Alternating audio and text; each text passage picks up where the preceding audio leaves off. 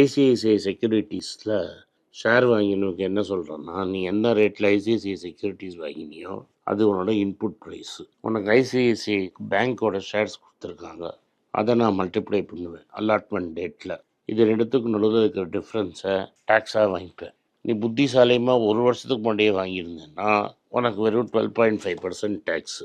நடு ப்ராக்கெட்டில் வாங்கியிருந்தா நீ எந்த ரேட் ஆஃப் பர்சன்ட்டில் இன்வெஸ்ட் பண்ணுறியோ ஷார்ட் டேர்ம்னு சொல்லி அந்த ரேட்டில் முழுங்கிடுவேன் அப்படின்ட்டார். சப்போஸ் நீங்கள் 713.80 ரூபாய்க்கு ஐசிஐசிஐ செக்யூரிட்டிஸ் ஷேர்ஸ் வாங்கியிருக்கீங்கன்னு வச்சுப்போம். உங்களுக்கு 67 ஐசிஐசிஐ பேங்க் ஷேர் கொடுக்குறான். 100 ஷேரை உங்கள்கிட்ட பிடிங்கிட்டு இந்த 67 ஷேர் கொடுக்குறான்னு வைங்க.